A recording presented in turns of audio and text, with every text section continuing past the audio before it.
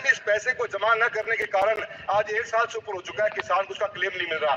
Ma'am 2023 खरीफ के अंदर भी आज तक किसान की 800 पटवार मंडलों की शिकायत स्टेट गवर्नमेंट के पास पेंडिंग पड़ी हुई है। डबल इंजन के नाम पे सरकार ने वोट मांगे मैम, और आज तक राजस्थान का एक इंजन बंद पड़ा है। किसान को एक साल तक प्रीमियम की राशि स्टेट गवर्नमेंट जमा नहीं करवा रही, कैसे किसानों को क्लेम मिलेगा? मेरा आपसे अनुरोध है सरकार जल्द से जल्द किसानों को क्लेम दिलाए और विद ब्याज क्लेम दिलाने का काम करे। बहुत बहुत धन्यवाद। क्या सभापति महोदय, आपका आभार व्यक्त करता हूँ। एक मिनट माननीय सदस्य, माननीय गजेंद्र शेखावत जी। धन्यवाद माननीय सभापति महोदय। माननीय सभापति महोदय, अभी शून्यकाल के दौरान माननीय सदस्य द्वारा विजय दिवस को लेकर के कुछ यहाँ पे वक्तव्य दिया गया। मैं निवेदन करना चाहता हूँ कि उन्होंने जो 2 विषय रखे थे उनमें से एक विषय था कि जो पेंटिंग पहले रक्षा मंत्रालय में लगी थी उस पेंटिंग को वहां से हटा दिया गया।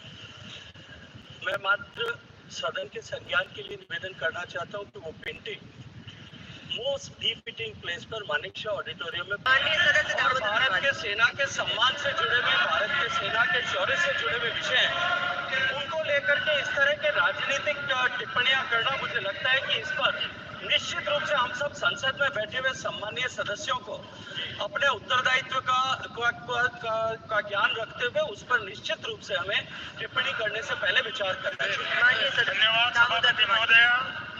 मेरे लोकसभा क्षेत्र में भीलवाड़ा, छापड़ा, जाजपुर, देवली रोड, जिसकी लंबाई कुल 95 किलोमीटर है, को 2 लेन से 4 लेन किया जाए, क्योंकि इस मार्ग को देवली से NH 52 से प्रारंभ होकर जहाजपुर में 148D से जुड़ता है और छापड़ा तक जाता है।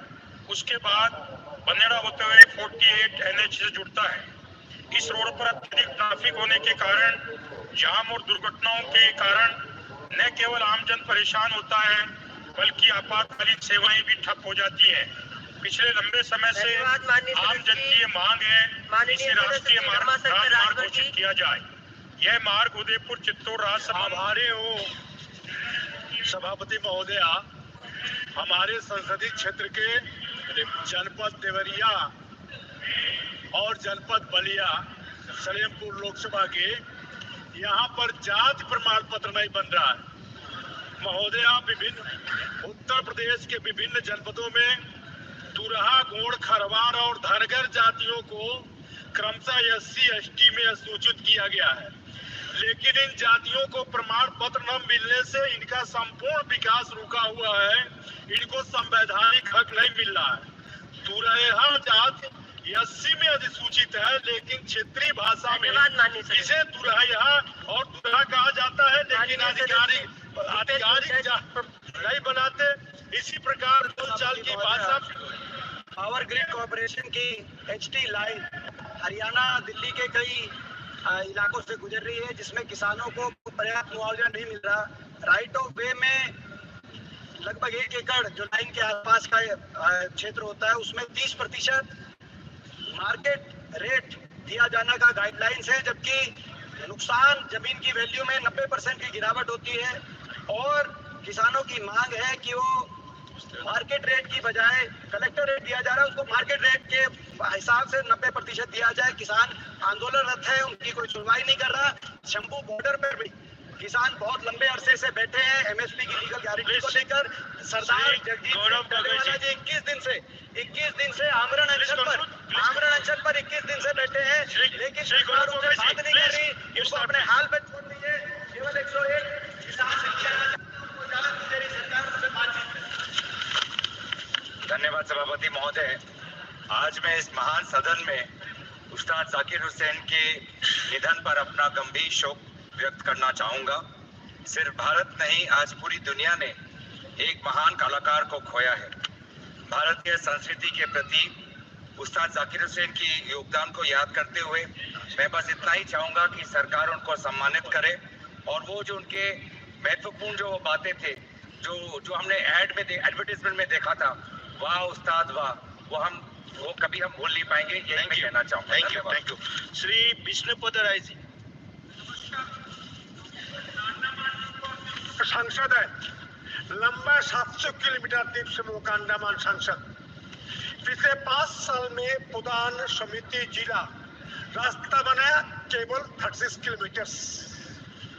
अनुरोध करूंगा आपका माध्यम सरकार के पास, जो पीआरए के पास फंक्शन था, फंड था, पावर था, खत्म हो चुका है, दोबारा कृपया करके दे दी। सिमिलर हालात है म्युनिसिपल काउंसिल्स का। मेरा विनती प्रार्थना है, अंडमान निकोबार द्वीप समूह का लंबा 700 किलोमीटर साहब, आप जानते हैं। अनुरोध करता हूँ मेरे विचार करे, अंडमान को आगे बढ़े। जय हिंद, भारत माता की जय। Thank you. जिन माननीय सदस्यों को आज नियम 377 के अधीन मामलों को उठाने की अनुमति प्रदान की है, वो अपना मामलों को अनुमोदित पाठ को तुरंत व्यक्तिगत रूप के सभा पटल पर रख दे।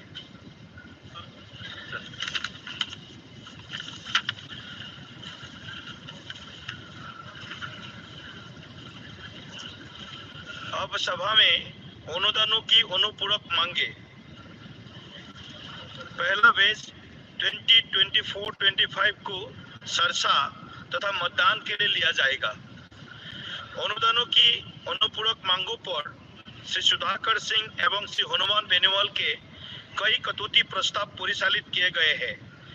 यदि माननीय सदस्य अपने कटौती प्रस्ताव प्रस्तुत करना चाहते हैं तो वे 15 मिनट के भीतर सभा पटल पर पर्ची भेज दे, जिसमें उस कटौती प्रस्ताव की क्रम संख्या लिखी हो जिसे वे प्रस्तुत करना चाहते हैं। इस प्रकार प्रस्तुत किए गए कटौती प्रस्तावों को दर्शाने वाली सूची कुछ समय पश्चात नोटिस बोर्ड पर प्रदर्शित की जाएगी। यदि माननीय सदस्य सूची में कोई विसंगति पाते हैं तो वे कृपया इसकी सूचना तत्काल सभा पटल पर मौजूद अधिकारी को दे दे।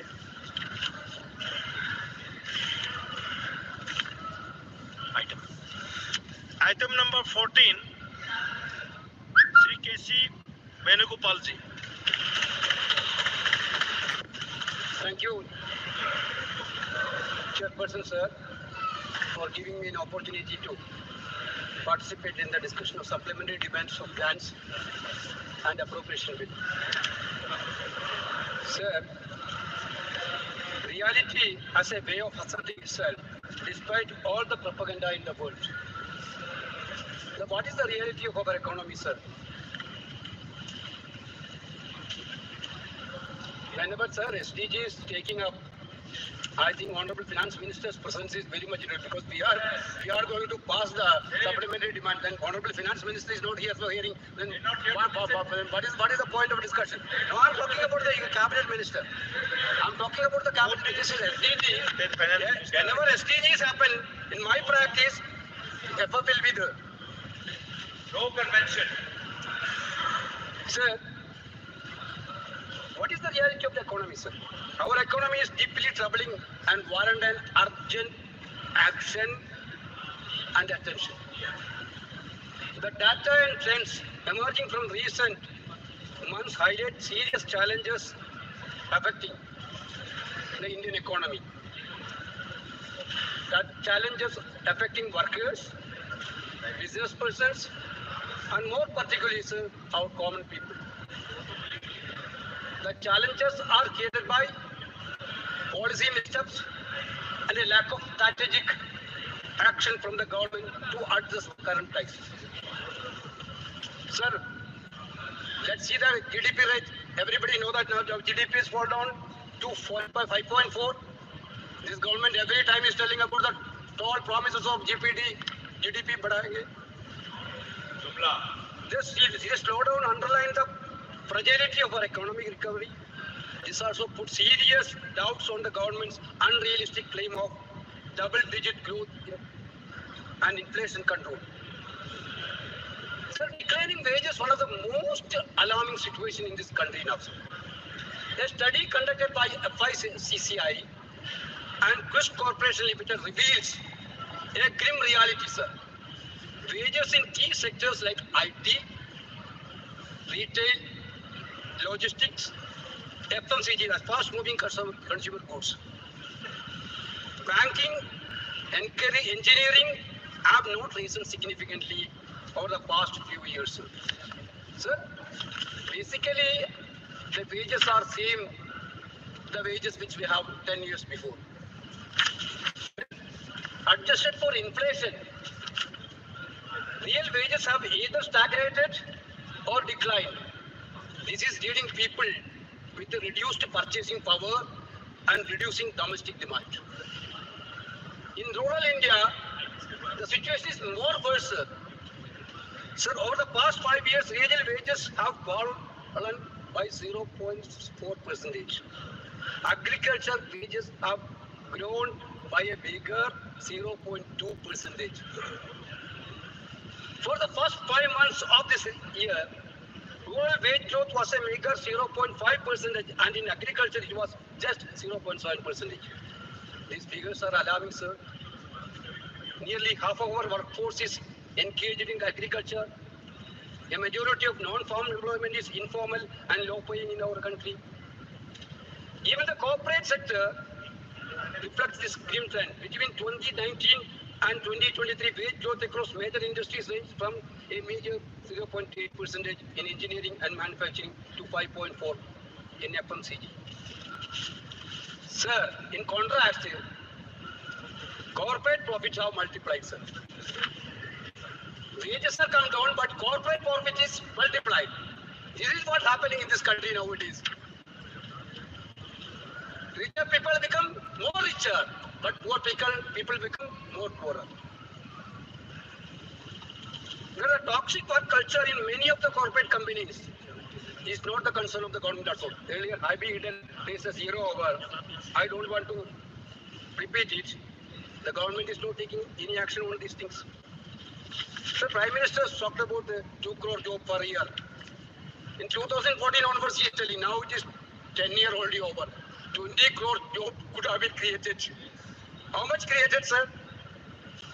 Not only created, the ability to generate quality job is the heart of this crisis. Inability to provide quality jobs. That is the major issues in this sector.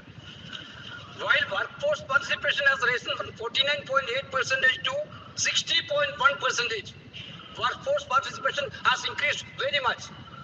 People are available. They are searching for jobs. The jobs being created are neither well-paying nor productive at all.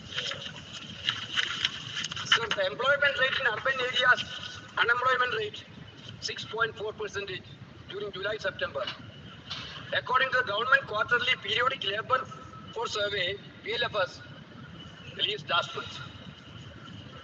Sir, Honorable LOP rightly pointed out in his speech, instead of creating jobs, you are cutting the thumbs of small businesses, MSMEs, and crushing the dreams of millions of youths in the country. Therefore, the sharp share of exports of MSME specified product in all India exports in February 24 was 45.7%. That sector is completely disturbed.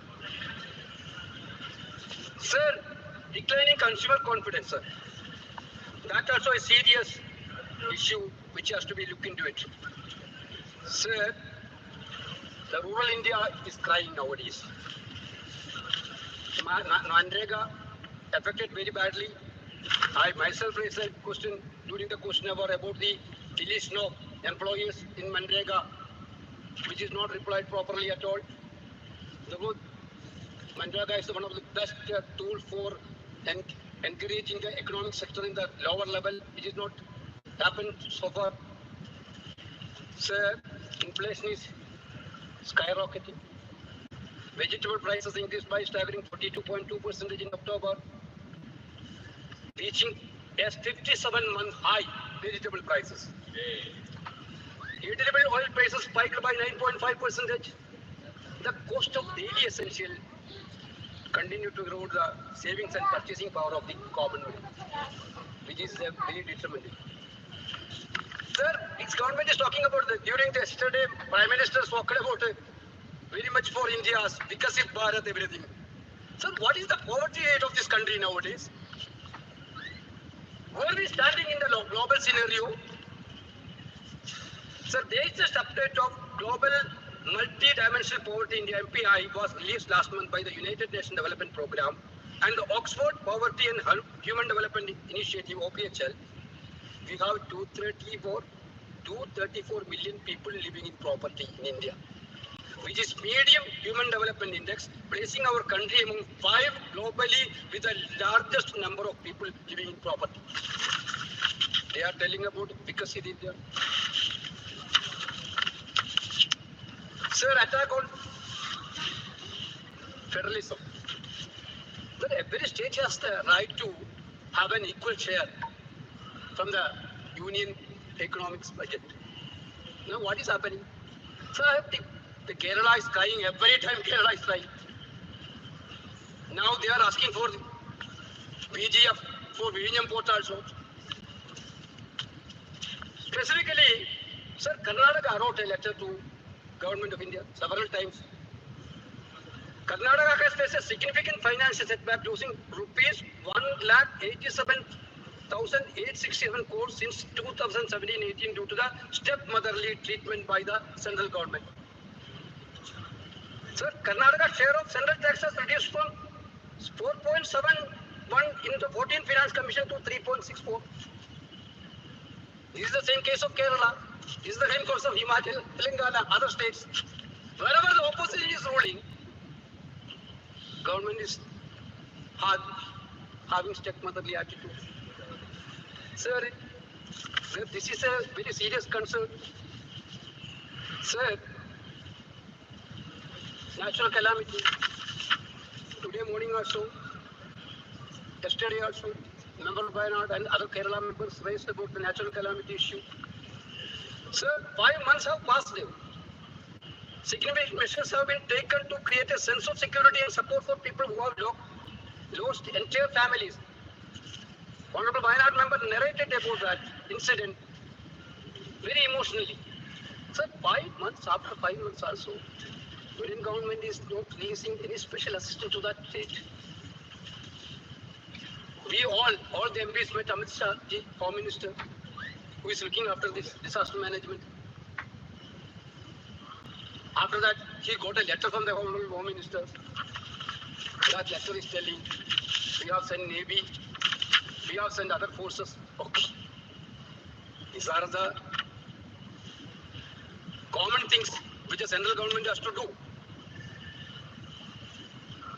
Now, central government didn't give anything for Wayanad, special package for Wayanad. Very unfortunate. On the other hand, the government asked to settle the airlift charges rupees 130 crore 61 lakh 98,003 from the government of Kerala. One side, Honorable HM is telling that we have sent Navy, everything. That expenses of Navy, now government of India asking from the government of Kerala. What is this? Yeah. Sir, this is very, very unfortunate. No, I don't. Yesterday, 1 hour 10 minutes you spoke. You not even allow us to hear. You even for 1 second, brother. Now, sir, I am coming for an important issue, sir. Sir, in our financial system, regulatory bodies are having a crucial role. In our country, 11 crore people are depending upon stock markets. 11 crore people. Most of them are middle income groups of this country. Sir, the Security and Exchange Board of India, SEBI, is entrusted with safeguarding the hard-earned money of the Indian middle class. Basically, SEBI constitutes under the Department of Economic Affairs, under Ministry of Finance, operates under the responsibility of the ministry to ensure the regulators' integrity. Furthermore, under the 7th schedule of the Constitution, very clear, 7th schedule of this Constitution, Government of India holds exclusive powers to regulate India's stock markets. Any lapse or misconduct within SEBI will for a direct reflection on Finance Minister's role. or the central government's role. Now, who is selecting the SEBI chairperson? The Department of Economic Affairs Secretary DEA, which functions under the Finance Ministry, is a part of the Financial Sector Regulatory Appointment Search Committee. Who select the SEBI chairperson? This committee is tasked with selecting SEBI's chairperson and voting members.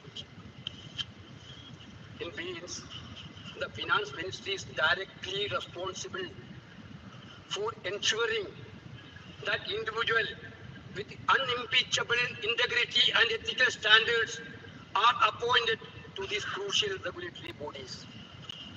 So what happened on SEBI chairperson? Several serious allegations have surfaced against the SEBI chairperson, indicating a severe breach of ethical and regulatory standards. Number one, through you, sir, I am informing the House, between 2017 and 24, Mrs. Bush allegedly received over 16 crore from ICICI Bank while serving as a SEBI official responsible for regulating that bank. This amount was 5 times her salary from SEBI, presenting a blatant conflict of interest.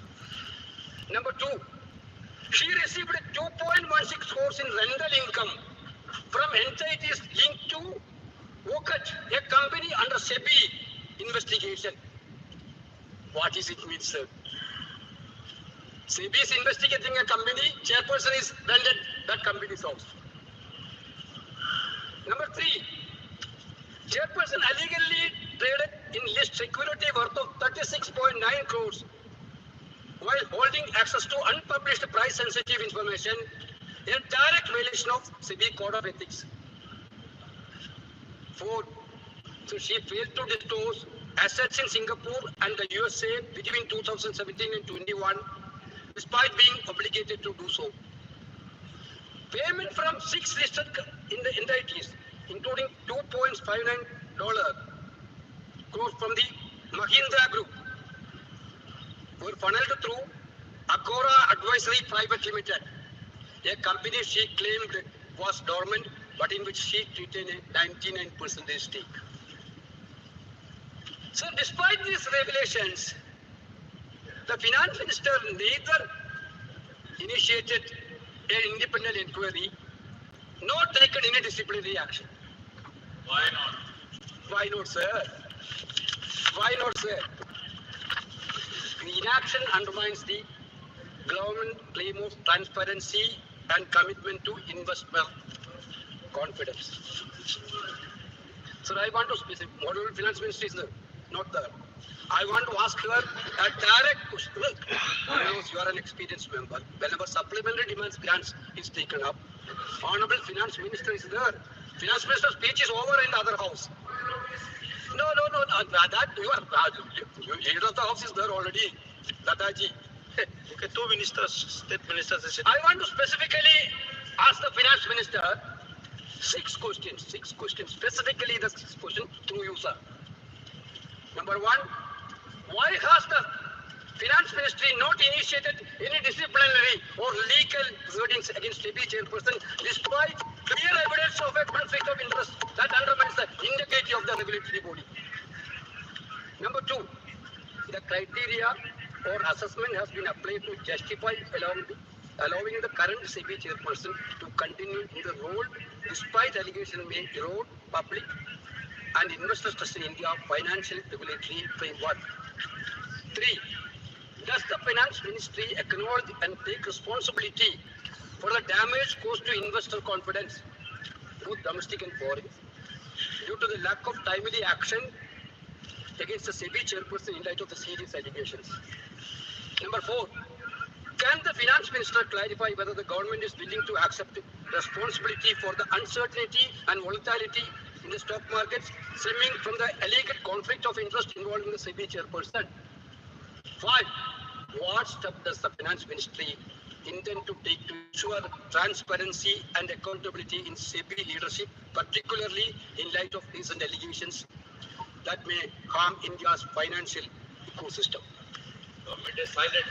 Does the ministry believe that retaining a chairperson under such circumstances send the wrong signal about India's commitment to corporate governance and regulatory transparency? Sir, the finance minister's failure to act decisively not only tarnish the credibility of the government, but also jeopardize the national financial governance framework also, sir.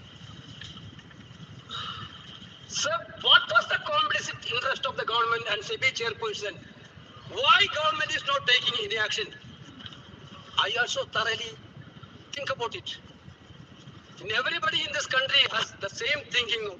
Why this much allegation came against the chairperson? Why government is not taking any action? For whom they are not taking any action?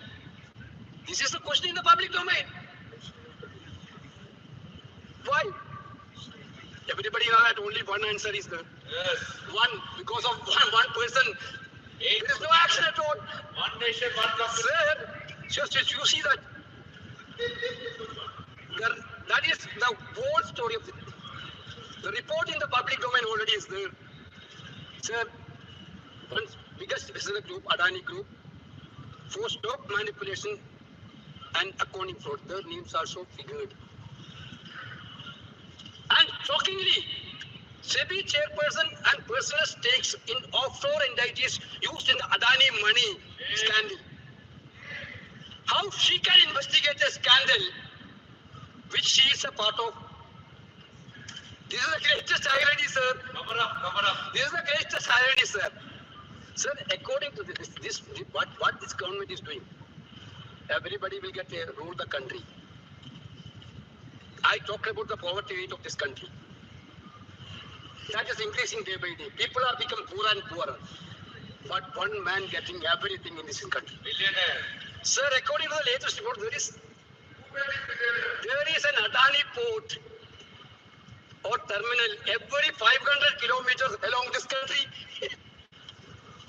This country is 7,516 kilometers long coastline. In every 500, either there is an Adani port or is a terminal. The company runs 7 airports, sir.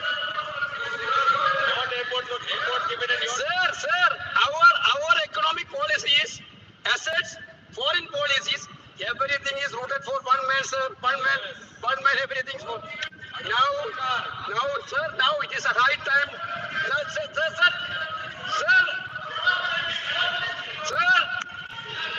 Sir, now it is a high time. We call this dubious crony capital government.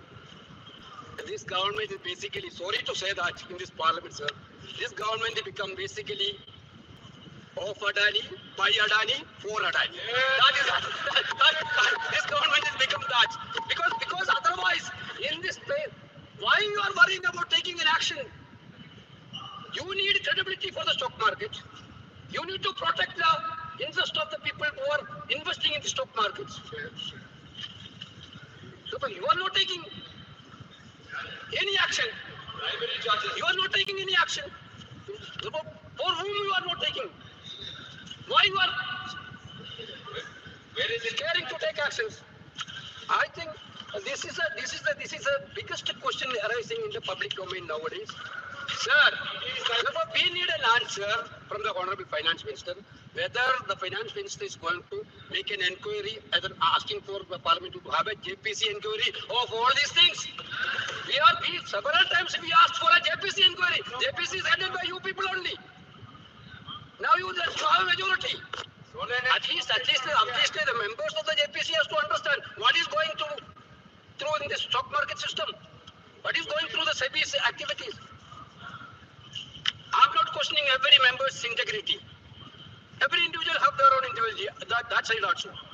But this case, for the last several months, clearly creating a doubt in the mind of the common people that why this person, even though she's having lot many allegations in the stock classes, she's trying to continue, allowing to continue. This question I think you cannot answer now. I told earlier for what he said. No, but country need an answer. This country need an answer. 7 crore people are investing in the system. Sir, at least have an JPC inquiry. Sir.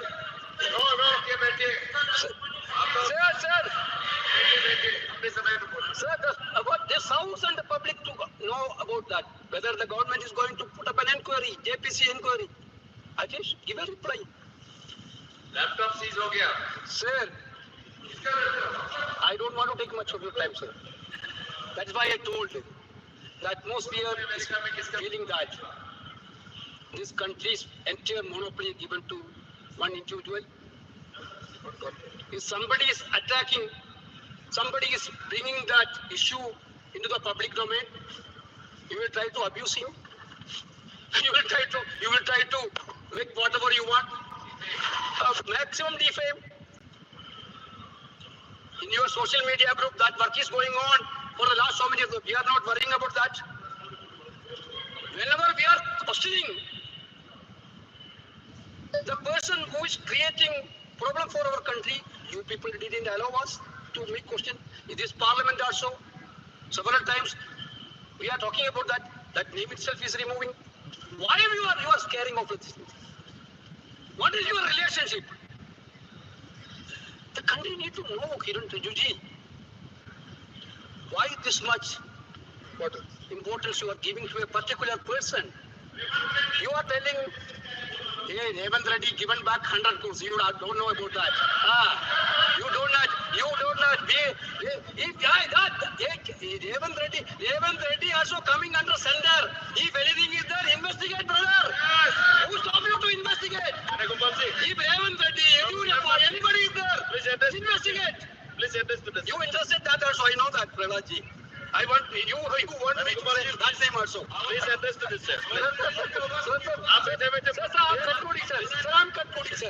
Sir, I am concluding, sir. In this is a discussion for supplementary demands. Government is asking money from us. Government is asking money from the parliament. Gaurav ji, your leader is speaking, please. Sir, the government is asking to pass the supplementary grants. So the country at this country need to know what action Finance Ministry, Economic Affairs Department has taken against a person. Why you are not taking? For whom you are not taking? Sir, this is a great concern of this country. A lack of accountability weakens democracy and create fertile ground for corruption, sir. Therefore, I think it should be stopped by this government. That with these words, I am concluding my speech, sir. Thank you. Thank you. Yes, Honorable Minister.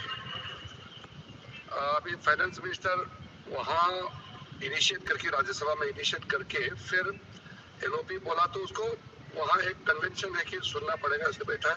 MOS finance पूरा note कर रहे हैं, इसलिए आप चिंता मत कीजिए, हम लोग भी सुन रहे हैं। मेरा सिर्फ इतना अनुरोध है, आप जिस आदमी का बार बार जिक्र कर रहा है, मोदी जी ने उसको करोड़पति, हमारा किसी ने उसको करोड़पति नहीं बनाया, आप लोगों ने बनाया है, हम लोग नहीं बनाया। हम लोग ने यूनिकॉर्न बनाया, हम लोग स्टार्टअप किया, हम लोग स्टैंड अप को आगे बढ़ाया। यूनिकॉर्न हाईएस्ट हम लोगों का समय में पैदा हुआ है। ये जो आप नाम ले रहे हैं, सारा पोर्ट, सारा एयरपोर्ट, सब बिजनेस आप लोगों ने ही दिया है। खामखा अब हम लोगों को बदनाम मत कीजिए। इस देश में बहुत उद्योगपति है जो आप लोगों का समय में पैदा हुआ है। यहाँ आप इल्जाम लगाने से कुछ नहीं होता है। Thank you. Doctor Sanjay Jaiswal ji. बहुत बहुत धन्यवाद माननीय सभापति महोदय। वित्त मंत्रालय द्वारा रखे गए अनुदानों के अनुपूरक बजट 2024-25 में आपने मुझे बोलने का अवसर दिया। मैं बिल्कुल सच्चाई बोलूंगा, मैं केसी वेणुगोपाल जी का बहुत ही ध्यान से उनका पूरा भाषण सुन रहा था। मुझे अपना पटना मेडिकल कॉलेज का छात्र जीवन इनके भाषण से याद आ गया। मेरे यहाँ सर्जरी के एक प्रोफेसर होते थे, प्रोफेसर मोतीलाल सिंह जी। वो इसी तरह का जब कोई बात करता था तो वो ये जरूर कहते थे कि बाबू तुम अंग्रेजी तो बहुत बोले थोड़ा सर्जरी में बोल लेते तो बहुत अच्छा रहता। इन्होंने एक शब्द सप्लीमेंट्री डिमांड फॉर ग्रांट्स के बारे में, एक नॉट इवन वन वर्ड कि भाई आपको 44,000 करोड़ देना चाहिए, नहीं देना चाहिए। You tell me your whole speech is put here. You haven't said even one word. Sir, I'm not yielding, sir. No. You haven't said even one word that whether this 44,000 demand is genuine or not genuine. हम लोग को थोड़ा सा बहुत अच्छी अंग्रेजी बोले, बहुत सारी बातें बोले, एक शब्द जरा सप्लीमेंट्री डिमांड ऑफ ग्रांट के बारे में बोल देते तो हम लोग बहुत खुश हो जाते। सर चलिए, ये कोई नई बात नहीं है, उधर से सबों के बोलने की ऐसी ही आदत है। अभी हम लोग संविधान पे भी चर्चा सुन रहे थे, तो एक सांसद महोदय ने बोला, अपने मेडल स्पीच में बोल रही थी कि छोड़िए नेहरू जी को, उन्होंने क्या किया, मोदी आपने क्या किया यह बताइए। कम से कम मुझे इतनी खुशी है कि कांग्रेस की तरफ से यह स्वीकारोक्ति आ रही है कि नेहरू जी ने बहुत सारी गलतियां कांग्रेस के राज में की थी। जहां तक मोदी जी ने क्या किया, इसको इसी से समझा जा सकता है कि हम लोग 2024-25 में लगभग 4.5 लाख करोड़ सब्सिडी के रूप में देश के गरीबों और किसानों को दे रहे हैं। 21-22 में हमने 7,57,000 करोड़ की सब्सिडी दी थी। और इतना ही नहीं, जो ये बोल रहे हैं कि राज्यों के साथ न्याय नहीं हो रहा है, हमने 5 लाख करोड़ रुपए से ज्यादा राज्यों को सेंट्रल स्पॉन्सर्ड स्कीम में दिया है। इनका तो कुल बजट ही उतना होता था जिनके इकोनॉमिस्ट, सो कॉल्ड इकोनॉमिस्ट प्रधानमंत्री के जमाने में इंडिया का बजट जितना होता था उतना हम राज्यों को भी दे रहे हैं और उतनी हम सब्सिडी भी दे रहे हैं। पर अंतर एक ही है कि उस समय के जो माननीय प्रधानमंत्री होते थे, पहले यूपीए था, आजकल उसका नाम इंडी गठबंधन हो गया है, तो उस समय के प्रधानमंत्री पर जब भ्रष्टाचार के बारे में पूछा जाता था, बहुत सारे भ्रष्टाचार के मुद्दे उठाते थे, तो वो कहते थे कि गठबंधन धर्म की मजबूरियां होती है, जबकि हमारे प्रधानमंत्री कहते हैं भ्रष्टाचार पर बिल्कुल जीरो टॉलरेंस रहेगा। ये एनडीए और इंडी गठबंधन के नेताओं में अंतर है। 10 साल हो गए अध्यक्ष महोदय या सभापति महोदय हम लोग बैठे हुए, किसी केंद्रीय मंत्री पर 1 रुपए के भी भ्रष्टाचार का आरोप ये आज तक नहीं लगा सकते हैं। यह हमारी सच्चाई है और आप सबकी बात करते हैं, किसी के बारे में कुछ नहीं कर सकते हैं। जबकि इनकी हालत ये थी कि इन्होंने अपने गठबंधन का नाम यूपीए से बदल के इंडी रख लिया। उसका एकमात्र कारण है कि पूरा देश जानता था यूपीए और भ्रष्टाचार पर्यायवाची शब्द बन चुके हैं, इसीलिए बेचारे अपना बचाने के लिए, अपना शरीर बचाने के लिए इन्होंने गठबंधन का नाम बदल दिया। लेकिन हमारे यहाँ एक भोजपुरी में कहावत है कि सिहरा हुए बार रंग बदल ले, अर्थात फॉक्स इसे भी has only changed his colours. तो वही हालत है, चाहे इंडी गठबंधन हो चाहे ये भी। आज भी अगर भ्रष्टाचार का किस्सा आता है तो या तो बंगाल से आता है या कर्नाटक से आता है। मतलब अभी 10 साल 11 साल हमें राज करते हो गए, फिर भी भ्रष्टाचार जहां से उभरता है वहां किसी न किसी इंडी गठबंधन के ही प्रदेश से उभरता है। ये इस देश की विडंबना है। आज हम लोग के खिलाफ एक और नैरेटिव हर जगह चलाया जाता है और वह नैरेटिव होता है कि आपने किसानों के लिए कुछ नहीं किया। अगर हमारे माननीय नेता सप्लीमेंट्री डिमांड फॉर ग्रांट्स का पढ़ लिए होते कि क्या कुछ उसमें लिखा हुआ है, तो उनको ये पता रहता कि उनके जमाने में जितना कृषि मंत्रालय का बजट होता था उतना हम अभी किसानों के लिए इस सप्लीमेंट्री डिमांड फॉर ग्रांट में एक्स्ट्रा मनी मांग रहे हैं। लगभग 25,000 करोड़ अभी हम मांग रहे हैं। हम लोगों ने इस देश के किसानों को किसान सम्मान निधि के माध्यम से 3,46,000 करोड़ रुपए हम यहाँ के किसानों को कैश डीबीटी के माध्यम से दिया है और ये 100% पूरा 3,46,000 करोड़ किसानों को गया है। यह वह राज नहीं है कि मैं 1 रुपया भेजता हूँ तो 15 पैसे जाता है। अगर मोदी जी ने 3,46,000 करोड़ रुपए भेजा है, एक एक किसान को वह पैसा मिला है, उसमें कहीं कोई गड़बड़ी नहीं हुई है। यह हमारी सरकार का है।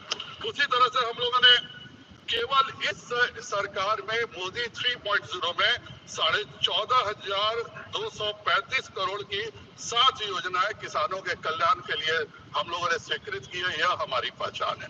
एमएसपी में 10 वर्षों में हमने रिकॉर्ड वृद्धि की है। यह हमारी पहचान है। पर दिक्कत एक ही है, क्यों नहीं बोल पाए पाते हैं लोग, क्योंकि इनके किसी नेता को supplementary demand for grants 203 page का, अब 203 पेज पढ़ने के लिए इतना ज्यादा तपस्या करना पड़ेगा सर। कि उसके गर्मी से शरीर को आग लग जाने का भी खतरा हो सकता है। इसीलिए बेचारे कोई सप्लीमेंट्री डिमांड वो नहीं पड़ते। जब से हम लोगों ने 2009 से हम लोग यहाँ पे रह रहे हैं, पहले हम लोग देखते थे कि नेताजी पहले कुर्ता पजामा पहनते थे, लेकिन जब से मोदी का पहली सरकार आई, मोदी जी की दूसरी सरकार आई, तीसरी सरकार आई, तो तपस्या से इतना ज्यादा गर्मी बढ़ी कि अब दिसंबर में भी टी शर्ट पहनते हैं। और मोदी जी की चौथी और पांचवी सरकार आना निश्चित है, तो उस समय क्या होगा मैं नहीं बोलूं, अभी तो ज्यादा बेहतर हो जाएगा। तो ये हालत इन सब होगी। मैं माननीय प्रधानमंत्री जी, मैं नहीं बोल रहा हूँ ये सब, मैं माननीय प्रधानमंत्री जी और वित्त मंत्री जी को धन्यवाद देता हूँ कि वे वित्तीय घाटा को काबू करने के लिए बजट के समय जो उन्होंने 5.1% ऑफ फिस्कल डेफिसिट का बात किया था, वो अब 4.9% कर दिया गया। इसके यह बताता है कि यह सरकार कितने अच्छे ढंग से वित्तीय प्रबंधन कर रही है। सभापति महोदय, मैं इस सप्लीमेंट्री डिमांड में जो रेयर हेल्थ डिजीजेस के लिए 317 करोड़ रुपए अलग से दिया है, उसके लिए भी रेयर हेल्थ डिजीज सफर करने वाले सभी मरीजों की तरफ से इस सरकार को बहुत बहुत आभार व्यक्त करता हूँ, क्योंकि दुनिया का 1/3 रेयर हेल्थ डिजीजेस हमारे देश में होता है। वैसे ही हेल्थ रिसर्च के लिए जो 89 करोड़ रुपए की राशि सप्लीमेंट्री डिमांड में दी गई है, उसके लिए भी मैं यह बहुत ही अच्छा फैसला है। सड़क दुर्घटना में घायल व्यक्तियों को कैशलेस ट्रीटमेंट के लिए जो 128 करोड़ रुपए की अतिरिक्त राशि दी गई है, वह भी यह बताता है कि यह सरकार कितनी संवेदनशील है। महोदय, जब पूरा 2020-21 में यह पूरा विश्व आर्थिक व्यवस्था से लड़खड़ा रहा था, तो उसके बाद हम उठ करके दुनिया में बड़े राष्ट्रों में सबसे तेज इकोनॉमी से बढ़ने वाले हम राष्ट्र हुए हैं। और यही जनता के अटूट विश्वास से खरा उतरने का मोदी मैजिक है। और इसी कारण हम लगातार 3 बार पूर्ण बहुमत के साथ सरकार बना रहे हैं। और यही एक कारण है कि जो हमारे साथी कांग्रेस के सांसद हैं, वो भी लगातार 3 बार डबल डिजिट में आ रहे हैं। आज तक 3 डिजिट में नहीं आ सके 3 बार में, लेकिन इस बार मैं एक परिवर्तन जरूर देख रहा हूँ कि डबल डिजिट में सांसदों की संख्या होने के बावजूद भी ये लोग इतने खुश, जोश और जज्बे से भरे हुए हैं कि मैं भी ईश्वर से प्रार्थना करता हूँ कि हमेशा डबल डिजिट में रहें, जिससे इनका जोश और जज्बा हमेशा बरकरार रहे, एकदम बिल्कुल बरकरार रहे। क्योंकि लेकिन एक डर है, जिस तरह से आजकल इंडी गठबंधन में चल रहा है और इनके लीडरशिप में क्वेश्चन हो रहा है, कहीं ऐसा नहीं हो कि गठबंधन के लोग, सुप्रिया जी बोल ही चुकी है कि टीएमसी के ममता जी पर विचार किया जाए, आरजेडी भी बोल रही है ममता जी पर विचार किया जाए। अगर कई सारे धर्मेंद्र जी भी बोलते रहते हैं, तो अगर ये सब लोग अगर भाग गए तो ये कांग्रेस पार्टी सिंगल डिजिट में आ जाएगी। अभी तो ये रीजनल पार्टी के कृपा से किसी तरह डबल डिजिट हो पाए हैं। अध्यक्ष महोदय, मुझे बस इतना ही कहना है कि कभी भी काठ की हांडी दोबारा नहीं चढ़ती है। और यही नतीजा है कि हरियाणा और महाराष्ट्र जैसे में लोकसभा के नतीजे तो इनके लिए कुछ अच्छे हुए, लेकिन 3 महीने में भी जनता ने समझ लिया इनकी हकीकत को, और हरियाणा और महाराष्ट्र से रिकॉर्ड मतों से इनको बाहर करने का काम उसी जनता ने किया है जो लोकसभा के समय उस राज्यों में दूसरा लिखा था। सभापति महोदय, जब इस देश का इतिहास लिखा जाएगा तो यह भी जरूर लिखा जाएगा कि अटल बिहारी वाजपेयी जी के समय भारत कैसे एक दुनिया की सबसे तेजी से बढ़ने वाली अर्थव्यवस्था बन रहा था, लेकिन एक इकोनॉमिस्ट प्रधानमंत्री जी ने आके अपने कार्यकाल समाप्त होते होते तक उसको सबसे निचले पायदान पर पुनः खड़ा कर दिया। और यह भी लिखा जाएगा कि कैसे एक गरीब चाय वाले ने अपने तीसरे टर्म में दुनिया की तीसरी बड़ी इकोनॉमी भारत को बनाने के लिए लगातार मेहनत करके उस सफलता के उस मकान को हासिल किया। अध्यक्ष महोदय, इस वर्ष हम 48 लाख करोड़ से ज्यादा रुपए खर्च कर रहे हैं, और इसके लिए चाहे वो जीएसटी हो, मुद्रा योजना, जनधन खाता, डीबीटी, और सबसे ऊपर माननीय प्रधानमंत्री जी का यह विश्वास कि अगर हम अपने युवाओं को, हम अपने महिलाओं को समुचित अवसर देंगे तो 2047 तक इस देश को विकसित राष्ट्र बनने से कोई नहीं रोक सकता है। और इसका सबसे बड़ा उदाहरण हमारी सेल्फ हेल्प की बहनें हैं। आज 1 करोड़ से ज्यादा लखपति दीदी बन चुकी है। 2 करोड़ का वादा जो प्रधानमंत्री जी ने 3 करोड़ किया था, हम उसको भी अचीव करने जा रहे हैं। बिहार जैसे पिछड़े राज्य में भी हमारी जीविका की बहनों ने एक ऐतिहासिक काम किया है और बिहार के एक सांसद के रूप में मैं माननीय प्रधानमंत्री जी को बहुत बहुत आभार व्यक्त करता हूं कि यूपीए ने 10 वर्षों में जहां केवल बिहार को 75,000 करोड़ रुपए ग्रांट के रूप में दिए थे, वही माननीय प्रधानमंत्री जी के नेतृत्व में बिहार को 2,81,000 करोड़ रुपए ग्रांट के रूप में बिहार को मिला है। और यह बताता है कि प्रधानमंत्री जी न केवल अंतिम व्यक्ति के लिए संवेदनशील हैं, बल्कि जो इंडी गठबंधन का एक घटक है आरजेडी, जिसके 1990 के 2005 के राज में बिहार की स्थिति 1947 के बिहार की हो गई थी, उसके बारे में भी वह इतने संवेदनशील है। उसके लिए मैं माननीय प्रधानमंत्री जी का बहुत बहुत धन्यवाद और आभार व्यक्त करता हूँ। आज से 1.25 साल पहले एक नरेंद्र ने यह भविष्यवाणी किया था अमेरिका में कि अगली सदी भारत की होगी और दूसरा नरेंद्र इस देश का प्रधानमंत्री बन करके उस सपने को हकीकत में बदलने का काम कर रहा है। और वह सपने के साथ इस देश की प्रत्येक जनता चल रही है। हम लोगों ने पहले देखा था कि इस देश में हम बच्चे थे तो खिलौना मेड इन इंडिया होता था, पर हमारे जब बच्चे आए तो खिलौना विदेशों से आके बनने लगा। लेकिन प्रधानमंत्री जी के नेतृत्व के साथ ही न केवल हम लोगों ने मेक इन इंडिया और PLI का निर्णय लिया और इसके कारण mega toy park, mega textile park, mega pharma park, defence corridor, ये सब स्थापित करके जो देश खिलौनों पर विदेशों से निर्भर हो गया था, आज हम ब्रह्मोस जैसे मिसाइल और हाईटेक उपकरण दुनिया को बेचने का काम कर रहे हैं। यह मोदी जी की उपलब्धि है। आज हम सेमीकंडक्टर प्लांट्स लगाने जा रहे हैं जो कि दुनिया में हमें एक नई ऊंचाई पर हमारे इंडस्ट्रीज को पहुंचाएगा।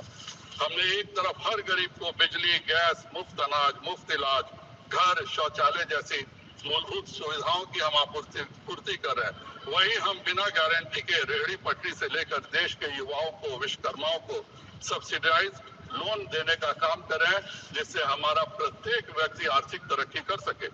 लेकिन इतने सारे इन लोगों के इल्जाम के बावजूद भी मुझे याद है हमारे माननीय स्वर्गीय अरुण जेटली जी को मैं आज श्रद्धांजलि भी देना चाहूंगा। उन्होंने कहा था कि yes we are industry friendly government, और यह बिल्कुल साफ है कि जो ईमानदारी से टैक्स भरेगा सरकार उस इंडस्ट्रीज का साथ देगी, लेकिन जो बेईमानी और भ्रष्टाचार करेगा यह सरकार उसको किसी भी स्तर पर छोड़ने वाली नहीं है। और यही इनकी तकलीफ का सबसे बड़ा कारण है, क्योंकि ये एक का नाम ले रहे थे, मैं भी एक इंडस्ट्रियलिस्ट का नाम लेना चाहूंगा जिसका नाम ये हमेशा लेते हैं, और वो इंडस्ट्रियलिस्ट का नाम नीरव मोदी है।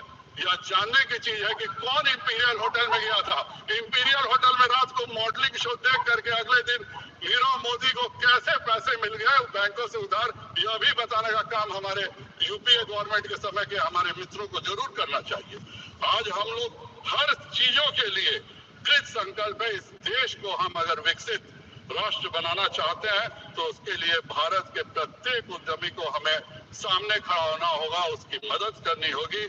और इसलिए मैं इस demand for supplementary grants for demands का मैं निर्मला सीतारमण जी के द्वारा लाए गए का मैं पूर्ण समर्थन करता हूं और अपने प्रधानमंत्री जी का भी बहुत बहुत आभार व्यक्त करता हूं कि लोक कल्याणकारी योजनाओं में जो उन्होंने कुछ किया है उसके लिए भारत के नागरिक भी सदा आभारी है।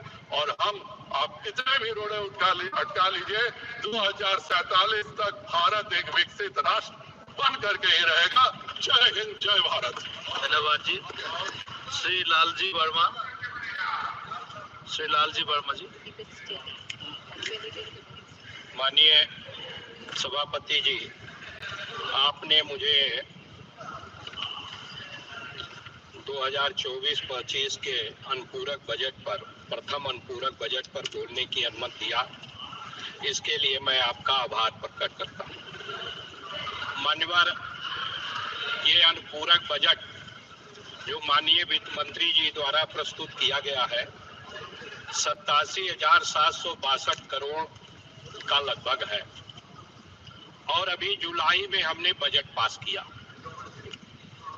हमारी प्लानिंग इतनी भी अच्छी नहीं थी कि 1 महीने में ही हमें अनुपूरक बजट लाना पड़ा, और जिन मदों पर हम अनुपूरक लाए हैं, अभी माननीय डॉक्टर साहब जायसवाल जी चर्चा कर रहे थे कि किसान सम्मान निधि ये पहले से अनुमानित था, पूरे वर्ष का खर्च अनुमानित था, और अगर खर्च अनुमानित था तो इसको मुख्य बजट में ही लाना चाहिए था, उसको फिर से अनुपूरक में रूप में लाने की आवश्यकता नहीं थी। इसके साथ साथ जब हम अनुपूरक लाते हैं माननीय सभापति जी, तो हमें ये भी विचार करने की आवश्यकता है कि हम जो मूल बजट में लिए हैं उसका हम कितना प्रतिशत खर्च करने में सफल हो पाए।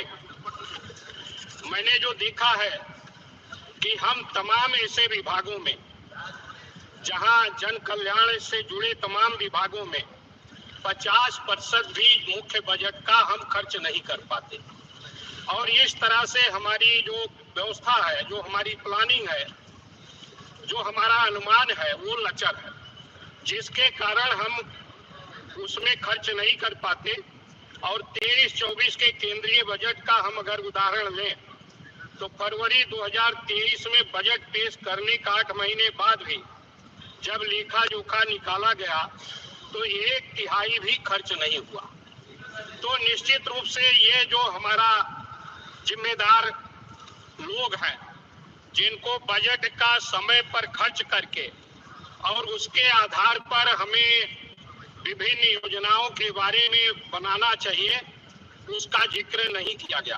मानवर हमारे अच्छे बजट न होने के कारण ही इस देश में आर्थिक असमानता बढ़ रही है, और इस देश में जो आर्थिक असमानता है उसका मैं उदाहरण देना चाहता हूं कि देश के लगभग 1% लोगों के पास 13% 41% संपत्ति का हिस्सा है, और दूसरी तरफ मान्यवर जो कमजोर आबादी है, जो गरीब लोग हैं, 50% आबादी के पास देश के जीडीपी का केवल 13% और संपत्ति का 4.1% हिस्सा है। बाबा साहब भीमराव अंबेडकर ने संविधान सभा में अपने एक भाषण में कहा था कि इस देश में जितनी भक्ति, जितनी वीर पूजा और जितना अंधविश्वास है उतना अन्य किसी देश में नहीं है। धर्म एवं भक्ति तथा वीर पूजा मुक्ति का साधन भले ही हो सकते हैं, परंतु राजनीति में भक्ति और वीर पूजा अधोगति में ले जाने वाला अधिनायकवाद हो जाता। स्वतंत्रता, समता और बंधुभाव के आधार पर दस्ती सामाजिक जीवन ही लोकतंत्र कहलाता है। स्वतंत्रता तो हमें मिली, किंतु भारत में समता का अभाव है। यहाँ के सामाजिक और आर्थिक जीवन में विषमता का बोलबाला है। इस विषमता का बोलबाला के कारण ही देश में अरबपतियों की संख्या तो भारत और अमेरिका और चीन से ज्यादा है, कि उनके बराबर लगभग है, लेकिन गरीब हमारे यहाँ ज्यादा है। और इसका कारण है कि जो हम बजट बना रहे हैं, जिस तरह से हमें छोटे उद्योगों को, मध्यम उद्योगों को बढ़ावा देना चाहिए, रोजगार परक उद्योगों को हमें बढ़ावा देकर हर व्यक्ति को रोजगार देने की आवश्यकता है, वो हम करने में विफल हुए। इस देश में 70% लोग कृषि पर आधारित है, उनका जीवन कृषि पर निर्भर करता है। किसान हमारे देश का मूल आधार है, और तमाम हमारे महापुरुषों ने इस बात को कहा था कि इस देश का विकास खेतों और खलिहानों से होकर गुजरता, लेकिन हम उस दिशा में ध्यान देने का काम नहीं किए। आज किसान परेशान है, जहां वो किसान जो है उसकी आवश्यकता है डीएपी खाद की, उस पर सब्सिडी देने की, उसका दाम बढ़ता जा रहा है, हम देने में विफल हो पा रहे हैं। उसका बजट में कोई व्यवस्था करने का अनुपूरक लाए भी तो उसमें किसान के लिए उस तरह की व्यवस्था लाने का काम नहीं किया गया। इसी तरह से किसान बैंकों का बहुत बड़ा हिस्सा जो कर्जा है वो राइट ऑफ कर दिया जाता है बड़े बड़े उद्योगपतियों का, लेकिन किसान का कर्जा माफ करने के लिए हमारी सरकार के पास संसाधन नहीं है, और तमाम किसानों के मांग करने के बावजूद भी उनका आज तक कर्जा माफ नहीं किया जा रहा है। इस बजट में 10 सालों में भी इस तरह की कोई व्यवस्था नहीं की गई।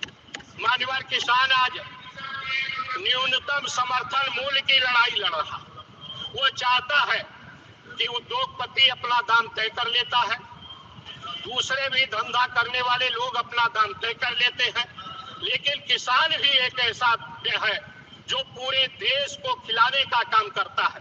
आज हम 82 करोड़ लोगों का अगर मुफ्त अनाज दे पा रहे हैं तो किसान की मेहनत और परिश्रम का परिणाम है, लेकिन उस किसान को भी आज उसका न्यूनतम समर्थन मूल्य की गारंटी ये सरकार देने का काम नहीं कर रही, जिसके कारण किसान की जब हालत अच्छी नहीं होगी तो देश की भी हालत अच्छी नहीं होगी।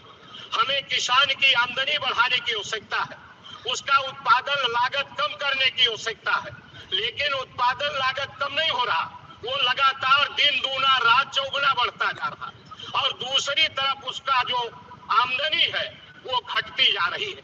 अगर एक किसान को एक ट्यूबवेल का कनेक्शन लेना हो, मान्यवर 5 केवीए का केवल कनेक्शन लेना हो तो उस किसान को 1.5 लाख रुपए से ज्यादा जमा करना पड़ता है इस भारतीय जनता पार्टी की सरकार में आने के बाद। लेकिन उसके लिए हमारे इस बजट में किसान को विद्युत का कनेक्शन आसानी से मिल जाए, उसके लिए इस बजट में व्यवस्था करने का काम नहीं किया गया। इसी तरह से मानवा मेरा ये मानना है, माननीय मंत्री माननीय डॉक्टर साहब जायसवाल जी कह रहे थे कि स्वास्थ्य के लिए 391 करोड़ का, मैंने जो अनुपूरक बजट देखा है इसमें कुल 90 करोड़ का ये अनुपूरक बजट में स्वास्थ्य विभाग का रिसर्च मिलाकर रखा गया है, तो 341 कैसे हो गया दूसरे के लिए?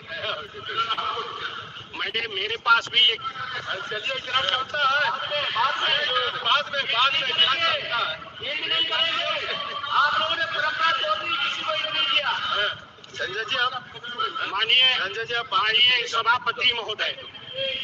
सभापति महोदय ये 203 पेज का मेरे पास है अनुपूरक बजट की मांग का है, इसमें स्वास्थ्य विभाग का केवल 89.91 करोड़ का है। उसके बाद भी निश्चित रूप से मुझे भी लगता है को इस तरह से मानवा मेरा ये मानना है कि इस देश में जितने भी सामाजिक संरचना है हमारे देश में, एससी भी हैं, ओबीसी भी हैं, कमजोर वर्ग के लोग हैं, उनको शिक्षा के लिए सबसे ज्यादा पैसे की आवश्यकता है। हमारे देश में सबसे ज्यादा खर्च हो रहा है शिक्षा पर, उनके लिए भी इस बजट में कोई व्यवस्था नहीं की गई है कि जिससे अनुसूचित जात, पिछड़ी जात या अन्य लोगों के गरीब बच्चों को मुफ्त में शिक्षा देने की व्यवस्था हो सके। अगर हम इस दिशा में नहीं बढ़ पाएंगे तो निश्चित रूप से हम देश का भला नहीं कर पाएंगे। फसल बीमा के बारे में भी, इस फसल बीमा होता है, सरकार जमा करती है, किसान से भी लिया जाता है, हमारी फसल नष्ट हो जाती है, उसके लिए ऐसा तरीका बनाया गया है कि कंपनी को देना न पड़े, वो केवल मुनाफा कमाता रहे। इस तरह से किसान के बारे में भी उसको लाभ देने का काम नहीं किया गया। बेरोजगार नौजवानों के बारे में भी कैसे गरीबी दूर होगी इस बारे में भी इसमें कोई जिक्र करने का काम नहीं किया गया। मान्यवर मेरा ये निवेदन है कि निश्चित रूप से अगर हम देश का भला चाहते हैं, हम देश को आगे ले जाना चाहते हैं तो केवल नारे से नहीं होगा, केवल विकसित भारत का देने से देश का विकास नहीं होगा, उसके लिए हमें योजना बनाना पड़ेगा। और जो देश की आर्थिक स्थिति है, भयावह स्थिति है, उसका जो सबसे बड़ा कारण है कि हम पूंजीपतियों को, चाहे 1 हो 2 हो 3 हो, उनका तो 18 लाख करोड़ रुपया राइट ऑफ हो जाएगा, किसान का करोड़ रुपया भी राइट ऑफ नहीं होगा। इसलिए मैं आज इसके माध्यम से ये अपेक्षा करता हूं और निश्चित रूप से केवल हवाई बात कर देने से, केवल 500 रुपए प्रति महीना किसान को देने से, ये जो किसान सम्मान निधि है, एक किसान को मात्र 500 रुपया मिल रहा है और महीने में उससे उसकी आमदनी बढ़ने वाली नहीं है। अगर उसको लाभ देना चाहते हैं तो आप उसको खाद पर छूट दीजिए, कीटनाशक दवाओं पर छूट दीजिए, बीज पर छूट दीजिए और विद्युत के कनेक्शन पर छूट दीजिए, तभी इसका भला होने वाला है। दूसरी तरफ अनुसूचित जाति के छात्रवृत्ति का भी इसमें प्राविजन नहीं किया गया। मेरा आप सभी लोगों से माध्यम निवेदन है कि इस दिशा में भी आप पहल करने का काम करें, जिससे उनका भी दूर हो। रिजर्वेशन को आप धज्जी में उड़ा रहे हैं, उनका हक मारने का काम कर रहे हैं, वो भी पूरा करने का काम करेंगे। इन्हीं शब्दों के साथ आपने अवसर दिया, बहुत बहुत धन्यवाद। Honourable member professor Saugata Roy ji. एक मिनट प्रोफेसर, एक minute just a minute. Sanjay ji please. सभापति जी, मेरा अनुरोध रहेगा, बहुत ही सीनियर सांसद है लालजी वर्मा जी, लेकिन उन्होंने जो कह रहे हैं कि हेल्थ में सप्लीमेंट्री बजट केवल 89 करोड़ का, वो केवल आईसीएमआर को दिया हुआ है। पूरा बजट है सर 320 करोड़ हम दे रहे हैं। Grant in head rare health disease के लिए, एम्स के लिए 222 करोड़ दे रहे हैं।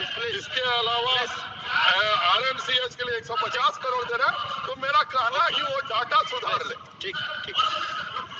No, he names it. You don't talk like this, please. No, he is naming, he names Sanjay ji to Sanjay ji. That's okay. No. दाता को अगर गलत तरीके से यहाँ पर पेश नहीं होना चाहिए, किसी सभी का भी ये जिम्मेदारी होना चाहिए। अगर किसी को सुधार दिया है तो आप क्यों इसमें professor Saugata Roy ji. Sir, I rise to speak on the supplementary demand for grants. आप लोग बातें करते रहे। It is unfortunate that the finance minister is not there, but still I have some points to make, and I shall be brief. Shining who should speak the other points.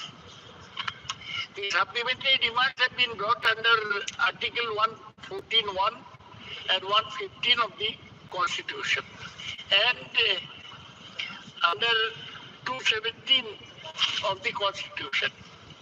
Sir, there is nothing to oppose the supplementary grant because the money has already been spent. The government is asking for appropriation of the extra amount spent. What is the extra amount? 87,000 crores roughly. Out of this 87,000 crores, 44,000 crores are outgo, and the rest will be made by savings from the government's expenditure. So this 44,000 crores, where is it going? 44,000 crores, we know it will be 9,692 crores towards PM Kisan, 9,500 crores for rural telecom connectivity, rupees 6,500 crores for fertilizer subsidy, 4,000 crores for defense services. Now the problem is with supplementary demand is that if you spend more money, then you push up the government's financial deficit target. The government has set a target of 4.9%. Now this supplementary demand will push up the financial deficit. Only way for the government to reduce its spending on infrastructure. Sir, this government is caught in a pincer movement. What is the reason? The reason is they are not being able to decide whether to go for growth or go for controlling inflation. There was a dispute between the finance minister and the Reserve Bank Governor, Shaktikant Das. The Reserve Bank wanted to keep the repo rate stable, whereas the finance minister was pressing it for reducing the repo rate so that more money could go to the economy. Ultimately, the Reserve Bank Governor had to leave. Now, there is a typical crisis in the whole economy. The crisis is our growth projections for the last quarter has slipped to 5.4%. This is very damaging to the economy. Now, how does the government make up for this slip in the economy? Unless economic growth rate comes up, the country cannot progress, and this is a sharp slowdown.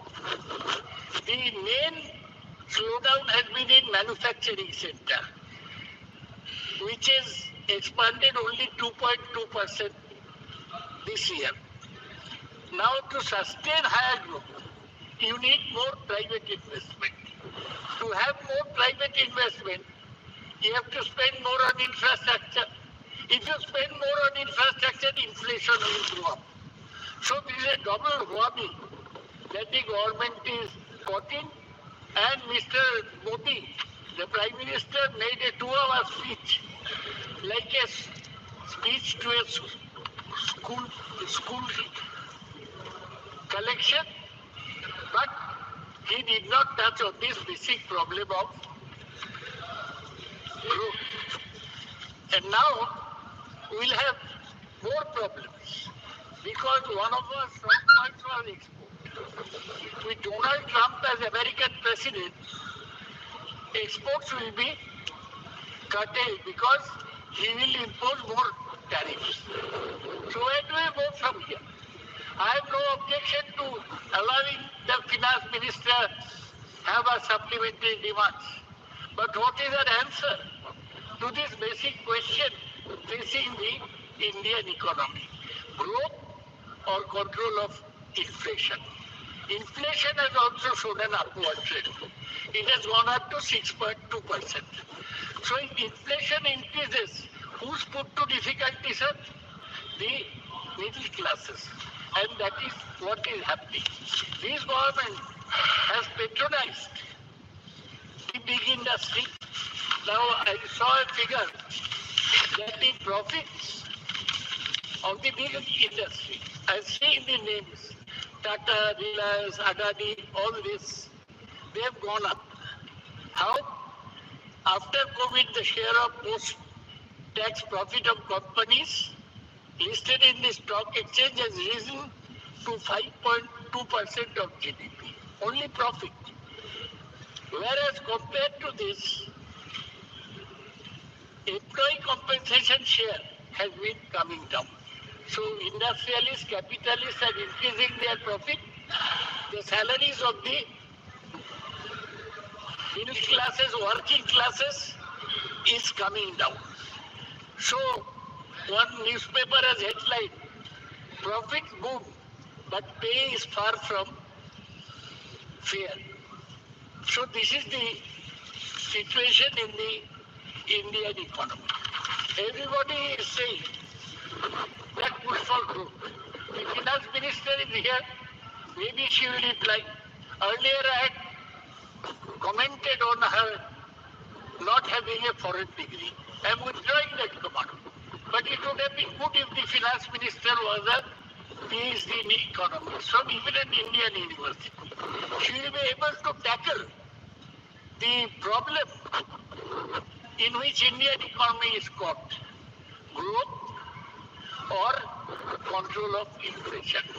At this rate of growth, 5.2% as in the last quarter, Indian economy cannot make progress. I say all this because there are many other demands to make of the finance minister. We come from the state of West Bengal, which has been deprived of 22,000 crores in NREG funds, which has been deprived of 2,500 crores on account of PM Awas Yojana. But I am not here to speak on West Bengal demands only. I am speaking of the economy as a whole. The economy is not in a fair shape. So why will we allow the finance minister to go away all this supplementary demands money in our kitty? And if you see the supplementary demands, out of the 87,000 crores, Only 19,000 crores is in capital expenditure. The rest is in revenue expenditure. So on the one hand, unless you invest in the capital expenditure in infrastructure, private investment will not come. Adanis and Ambanis depend on the government to provide the infrastructure so that they can make more profit. So all these problems in Indian economy need to be considered. I do not see anybody in the ministry, in the government, who can really tackle such a problem. It would have needed a Manmohan Singh to tackle this problem. And more advantages to the poorer sections have to be given. Sir, I don't want to prolong my speech further. The economy is hamstrung by lack of policy, by lack of clarity, and the economy cannot go on. The Prime Minister's speeches only. Lastly, Mr. Venugopal has spoken about asking for a JPC inquiry against the working of the SEBI and their complicity in manipulating the shares of the Adani Group. While not emphasizing on that, I in general support his demand. So, no, let him come, but let him not manipulate the share market. If he manipulates the share market, then he shall be driven out of India ultimately, as he is being driven out of the US. Thank you, sir. Honorable Member D.M. Katir Anandji.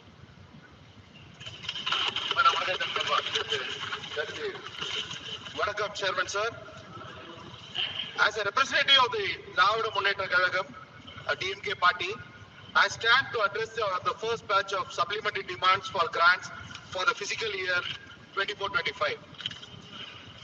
Sir, the supplementary demand the government seeks an approval for the additional expenditure to a tune of 87,000 crores, 87,762.56 crores. Of this, 44,142 the government is seeking the approval, and 43,618 crores the government is trying to manage by itself. Sir, if you see the demands, whatever they ask for, nearly 13,191 crores is asked for agriculture and farmers' welfare.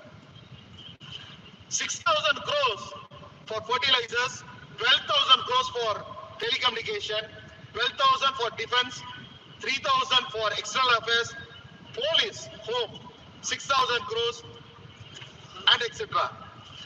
Sir, I would not like to go into all the subjects, but I want to concentrate my area into agriculture.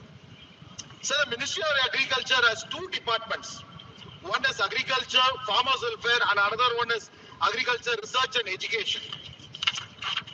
Sir, if we look at the demands, the Department of Agriculture, Farmers' Welfare is responsible for implementing various schemes run by the Government of India.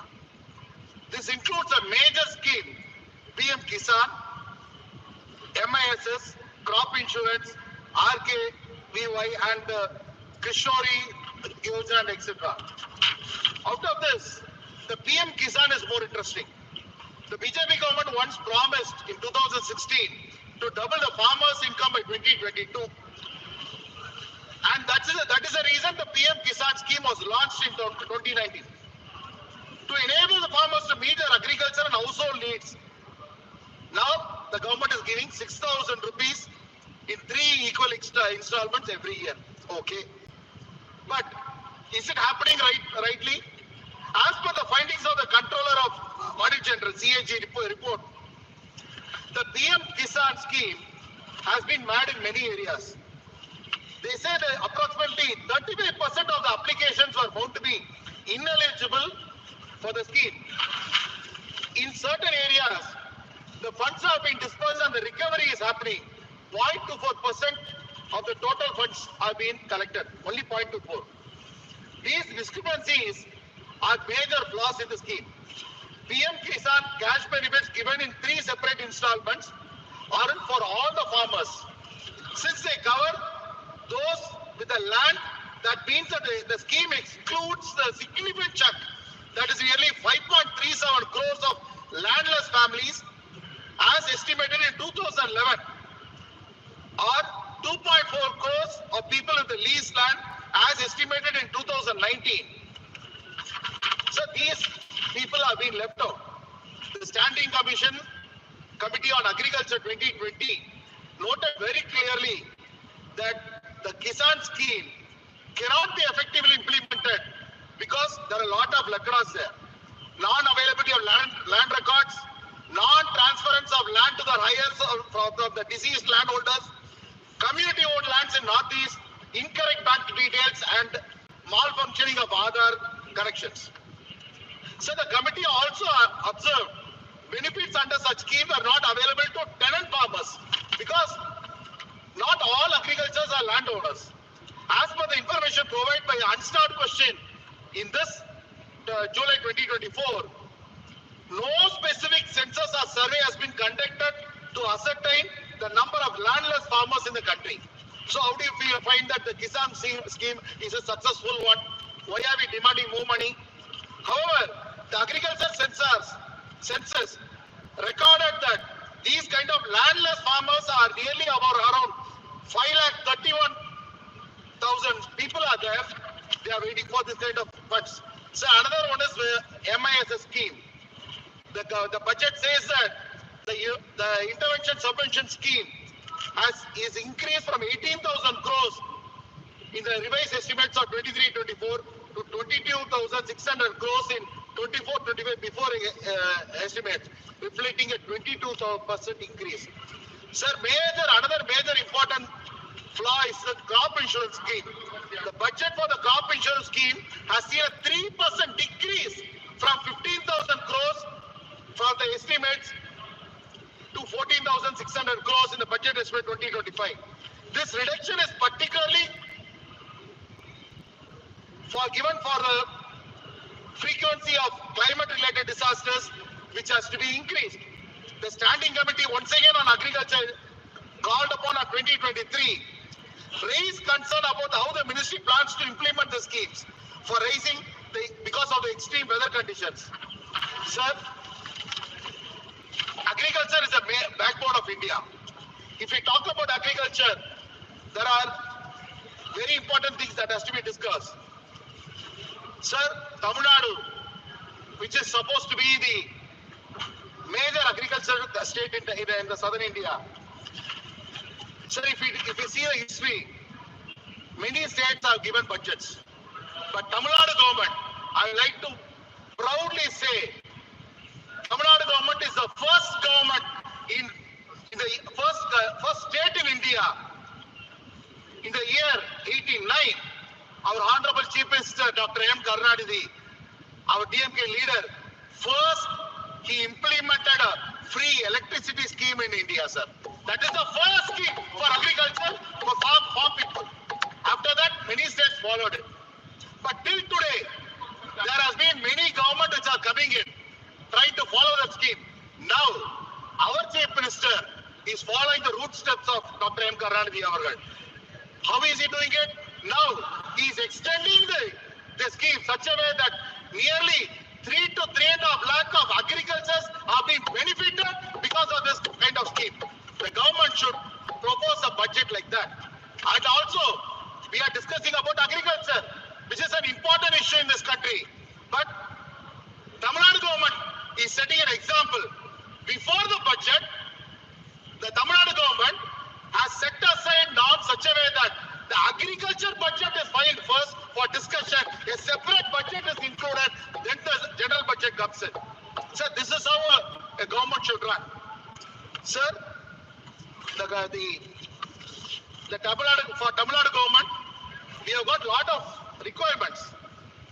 So subsidy for the production or distribution of seeds should be extended for all the varieties. Under the FNS scheme, paddy seed distributor subsidy should be increased for more than 10 years. Again, now we are talking about cereals. Sir, Jowar and Kambu, which needs a seed subsidy for 10,000 to be be increased to 50,000 per quintal. Sir, I'm concluding, sir. Don't worry. Sir, Tamil Nadu government has asked for relief, but the government of India is not at all caring about it. Sir, we are focusing on agriculture. We are facing a lot of difficulties, but the government of India doesn't even have time to look at that. Sir, the GST is laid for rice. Sir, 5% for GST on rice, which has to be reduced. Sir, 32 metric tons of wheat was allocated for Tamil Nadu, but now it is reduced. It has to be increased. Sir, request the wheat allotment to be increased. Sir, kerosene distribution, which is a major issue in Tamil Nadu, it has been reduced. Sir, I am concluding, sir. Sir, we are people living in hilly area, they have to be benefited. Sir, and another important thing is that whenever any government comes to power, the major thing that they are talking about is for employment. But this government, after the government came in, I don't think that there is any improvement in the employment rate generation. And also, one example I want to quote, sir. Please give me a minute more, sir. One example I want to quote, sir. I have been in this August House in the last session and I have been re-elected again. But I have been fighting from the day one for installation and opening of the Vellore airport. I fought in this house and the government gave money. The airport was implemented. I am concluding, sir. Sir, during the election last time, our Honorable Prime Minister visited Vellore. He landed in the same Vellore airport. He made his arrival there. He went into Vellore district and campaigned. But till today, the airport has not seen an opening ceremony at all, sir. We are waiting for that. Sir, thank you. And also, money has been asked for defense. I'm concluding, sir. Madam Finance Minister, you are allocating a lot of money for the defense. We are happy about it. But one issue I want to bring to your notice. There are a lot of ex-servicemen in the country. They are all going for treatment to medical hospitals. But in many areas, private hospitals are not giving proper treatment at all. The families which have suffered in war and they lost their organs or hand or leg or handicap still are facing a big difficulty. Even in Vellore, lot of private hospitals are ignoring the ex-military persons for medical assistance. Okay, thank you. Sir, Honorable Member M. Srinivas. Sir, I'm concluding, sir. Last point, sir. No. Last point, I'm concluding, sir. 30 seconds, you come, please. 30 seconds. This, sir, we are citizens of India. We want work with India. When we want to work with India, we want to work with the government also. But the government has to make sure they do not see Tamil Nadu as an enemy state. Okay. They have to see it as a state of India. Please, sir, Speaker, sir, please permit me to speak from this seat, sir. Sir, respected sir, I thank you for giving me the opportunity to speak on the supplementary demands of grants 2024 and 25, sir. Sir, on behalf of my party, Telugu Desam Party, under the leadership of our Honorable Chief Minister Sri Nara Chandrababu Naidu Garu, we welcome the supplementary demands for grants 2024-25 and the appropriation bill, sir. Sir, you are all aware that, the confidence level in the world itself has gone up because, our Honorable Prime Minister has brought so many schemes in this country, sir, to take care of poor people. Sir, now, if you see that also, sir, in the world itself, now there are 210 notified countries. Out of that, more than 50% of the countries are all approaching our Honorable Prime Minister for resolving these problems, sir. He is looking like a big brother in the entire world, sir. So now, sir, if you take here, this in the last general budget earlier this year, sir, during the monsoon session, the NDA government, under the leadership of Sri Narendra Modi ji, recognizing the dire situation that my state of Andhra Pradesh was in, announced funding of more than 25,000 crores for our state, sir, our capital and infrastructure overall. So I am very, very thankful to sir, our Honorable Prime Minister and our Honorable Finance Minister. Sir, this will only brought life back into our state, but also inspired by the fellow Andhra Pradesh, sir. Since previous government was looking after only welfare, not the development. Now at least under the leadership of our Chief Minister Chandrababu Naidu garu, the development is also we are going to see in entire Andhra Pradesh, sir. Sir, inspired by our Prime Minister Narendra Modi's vision for an Atmanirbhar Viksit Bharat, our Chief Minister Andhra Pradesh Chief Minister launched this scheme Swarna Andhra 2047, sir. There he is aiming for 2.4 million, $2.4 trillion economy with the state annual growth of rate of 15%, sir. Sir, here if you see that we have got a lot of issues pending also in Andhra Pradesh, sir. Sir, here I request you through you, sir, Honorable Finance Minister, sir. Here now what is required is lot of central government schemes have been also allotted to state governments. But actually the state governments are not able to fulfill those projects, sir, because for a paucity of funds. For that, now our Honorable Prime Minister also, because the visionary Mr. Chandrababu Naidu has got 46 years of political experience and governance. So he has found so many ways, sir. That is P4, public-private, people's participation.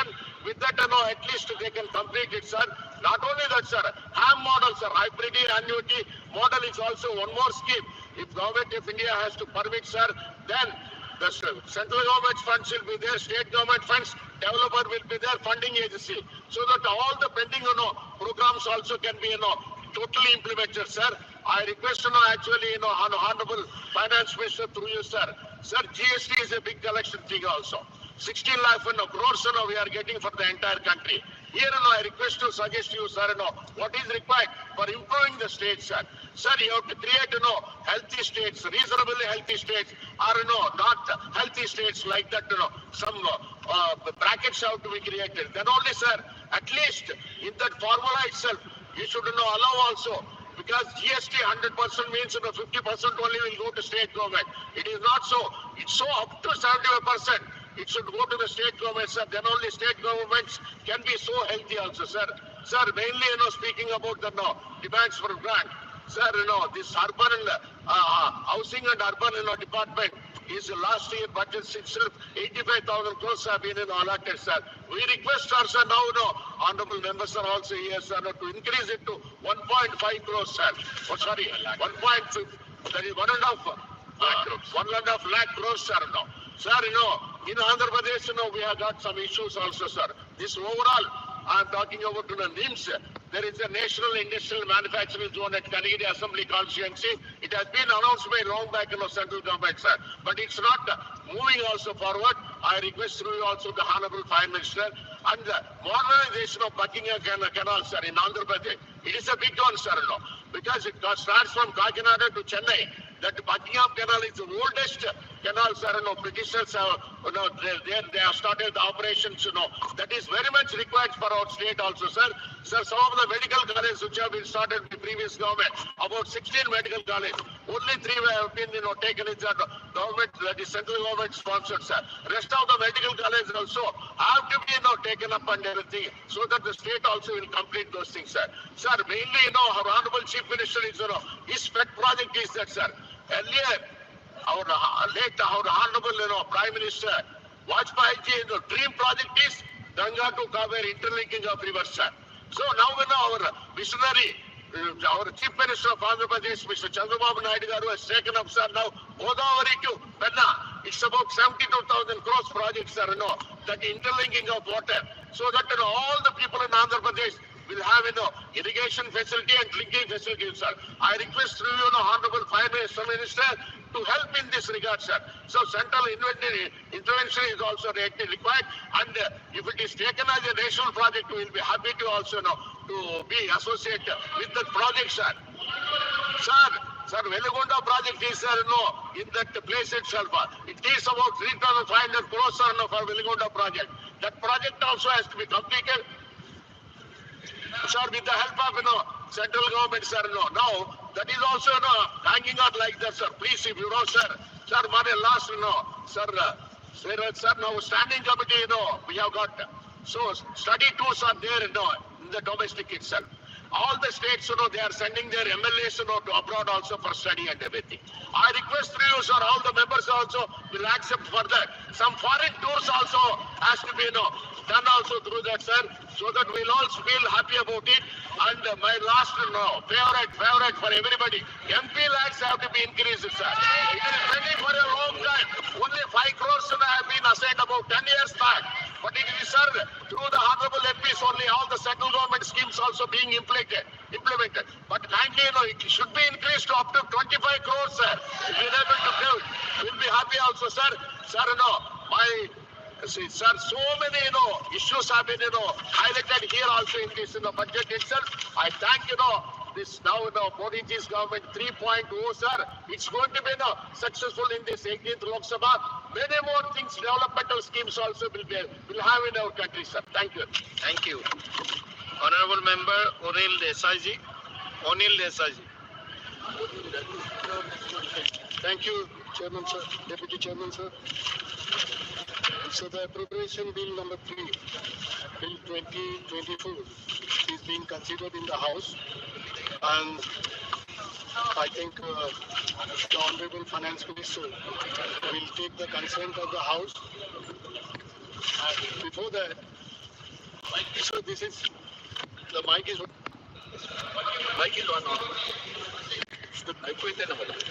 The last quarter, if we go by, that last quarter, the figures, the data released by the National Statistics Office, which stood at 5.4%, much lower than the expectations projected by the Reserve Bank of India, which stood at 7%, more than 7%.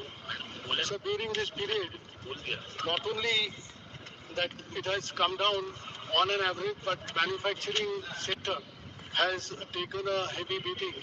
That growth stood at around only 2.2%. Along with that, even construction sector and mining sector also showed the growth on a lower side. And compared to, it was 7% in the last quarter, first quarter. So this has the growth rate, low growth rate expected. It is going to create complications in the remaining half of the financial year. This is going to impact the economic growth, economic performance in the second half. The fiscal management will be also issued, and it will be a challenge for the government to contain it at a lower level. And if the target of 4.9% is to be achieved, it will have to cut down majorly on its government expenditure. And when the government expenditure comes down or it is reduced, the result is that growth in unemployment, as it is, we have seen the effects of slower activity, which is already there in the society, in the country. The question is how we will mop up for the rest, or how we'll be able to contain. The only answer what we see, that private investment need to come into play. Whether the conditions prevailing in the country will induce the private investment come and really boost the economy, it's it's a big question in front of the not only government but for the people of India, as the society, after all, society is suffering. So today India's youth is restless as unemployment is growing by the day. He is in the search of the job. The government, central government, tries its best by declaring schemes like startup, giving some concessions, declaring that skill will be taken into account, and skill centers are being opened by the day.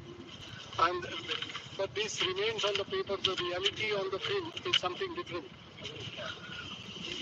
So this startup programs, more or less, we've been seeing that very few, they were successful, and majority of them, they flop.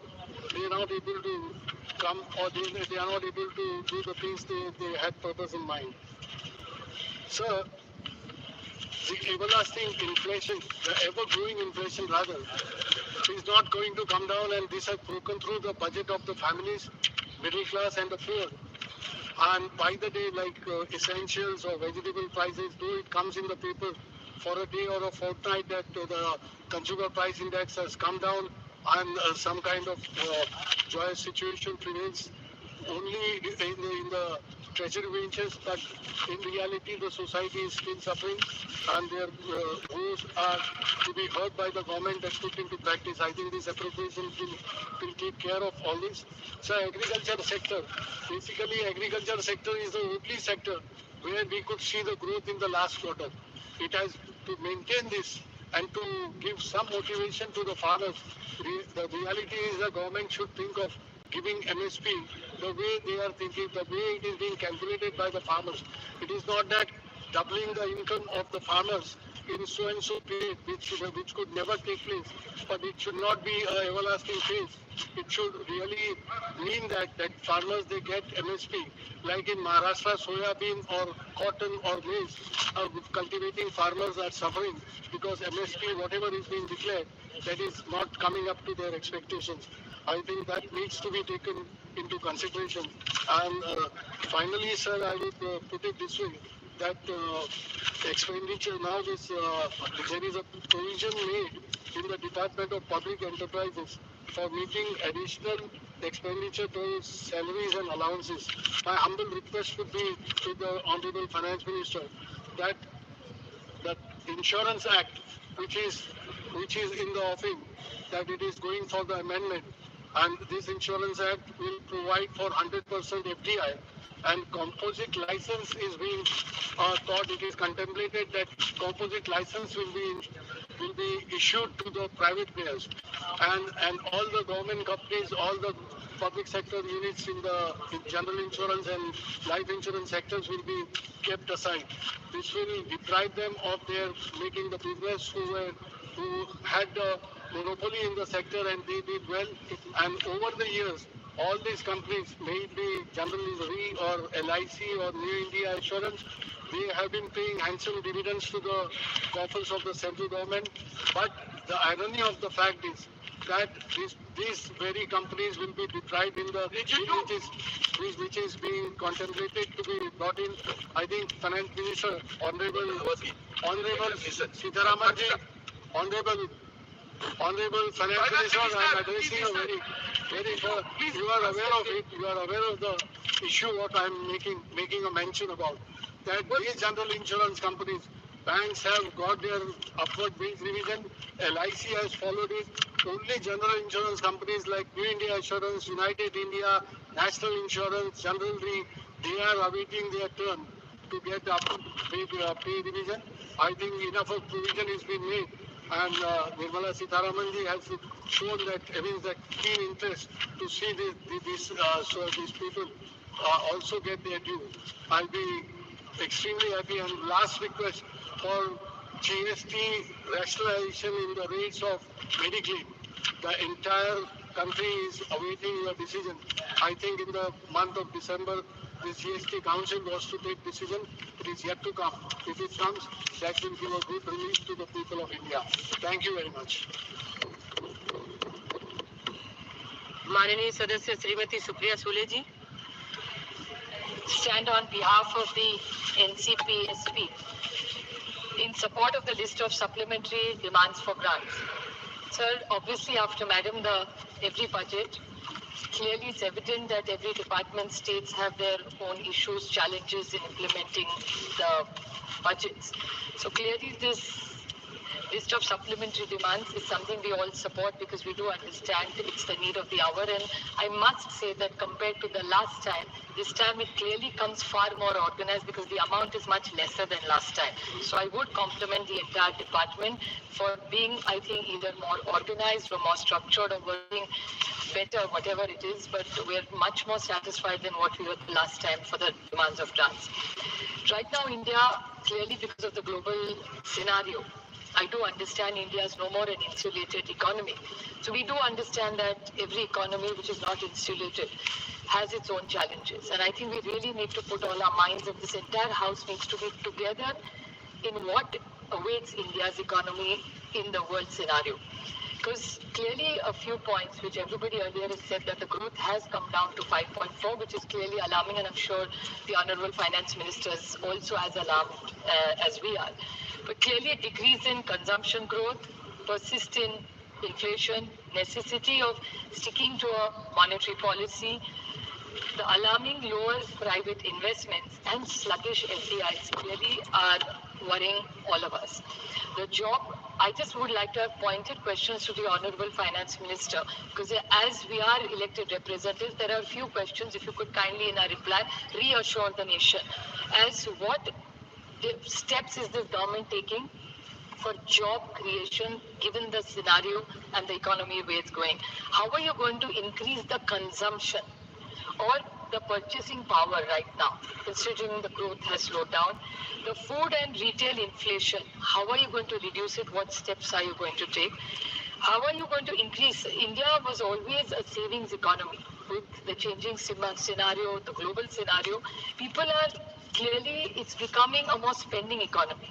And there was a time where interest rates used to be at 11 and 13%, used to be double digit. Now it's come down to 6 and 7. So people are not saving as much as they do, which is going to hurt our economy in the long run eventually. And the increase in income, given this scenario and slowing down, how are incomes going to increase for the earlier questions? And how are you going, what steps, specific steps is this government going to take to increase domestic investments? Earlier when she brought in the bill for banking, which we all supported, I even brought out an issue of the NBFCs. I would like to ask, just out of concern, that NBFCs are encouraging, they are growing. But there are a lot of deposits which people put. Is there a regulator that she has in mind for all these NBFCs? Because these are people, these NBFCs reach the last person. So it has to be regulated. So what are the checks and balances, the mechanism that this government has in mind, so that they all feel very safe and secure like normal banks do? So that's my first question. The other question I'd like to ask the Honorable Finance Minister is, we have a huge unorganized sector in this country. So even in today's reply, in the morning, there was a reply given by the government that they are trying to consolidate the entire unorganized sector and bring them under some protection scheme, that all the schemes that are done by the government of India are supported. It's called some 21-point program that this government has started. So if there is a huge unorganized sector even today in India, how are you going to consolidate, and is there a timeline for it? Because today you have said you've got about 30 crore people under that scheme, which is not clearly covering all the unorganized sector. So what steps are you doing? And there has to be a timeline. I'm not taking away from the intention of the government that you really want to take everybody, which is including the gig workers, the domestic help, all these are even today unorganized. So do you have a plan to bring every Indian who fits in the unorganized sector to come into an organized sector, which will eventually help our economy? The fiscal deficit, which a lot of people have spoken about me, but I would like to ask her about, is that you keep talking about a $5 trillion economy, which a size of our economy will reach $1 trillion quite easily. I don't think whether they were in power or we would reach $5 trillion economy just because of the size of our country. But if you have to look at the fiscal deficit, one way off is to print more notes. If you print more notes, clearly the inflation will go up. Tax is increasing, you're saying more people are coming in the tax. But what specific steps are you taking? Because whatever numbers are showing that the foreign borrowing has substantially gone up in this country. So how is this government going to manage this fiscal deficit the way the global scenario and India's economy slow down? How are you going to push growth? And the current account deficit, this is another very important question, because exports have gone down and imports have gone up. So if one side you have exports going down, imports are increasing. So how is this current account deficit going to be managed given the global scenario? I'm not blaming you for imports going down. I do understand, no, I'm not an economist, but I do understand that much, that given the global scenario, the exports have gone down. So what steps is the government going to say? Because I think the entire reply of the Honorable Finance Minister will give the confidence to this country which it lacks right now because of the war going on. What we hear, President Trump's administration is going to about tariffs. These things come into newspapers and it clearly affects the markets. I would like to highlight one very important point which has alarmed me personally. The Honorable yesterday in his reply, the Honorable Prime Minister talked about an 11-point program. I welcome that 11-point program. He made one very important point in it where he said that we want zero corruption in this country. I support him wholeheartedly if he really walks the talk. My question to him is, he in 2014 had mentioned that we will work with Switzerland and bring every penny of black money which is in Switzerland back to India. What I don't want to get into that 15 crore wala. I'm not getting into that. I'm saying something 15 lakh. I want to make a more serious point in this. I'm not doing a political point here at all. My point is, in the newspapers in the last few weeks, there's an issue about taxation about Nestle. I don't care whether it's Nestle. For me, Next is as X factor as we can call it. It's not about the company, the point I'm making. We in Switzerland had a very good relationship for decades.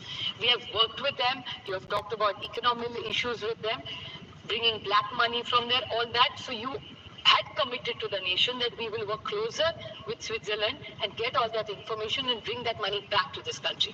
My question to this government is, they were a most favored nation for Switzerland with this entire run-in with the Nestle company. And after that, when Nestle was, in 2 minutes, I'll mention, it's a very important issue and nobody else has raised it so far, and it's really important, I feel. So in this Nestle issue, it's not about the company alone. The health minister has confirmed that the Nestle report does not show anything bad about the Nestle product. So they have given them a clean sheet in simple language.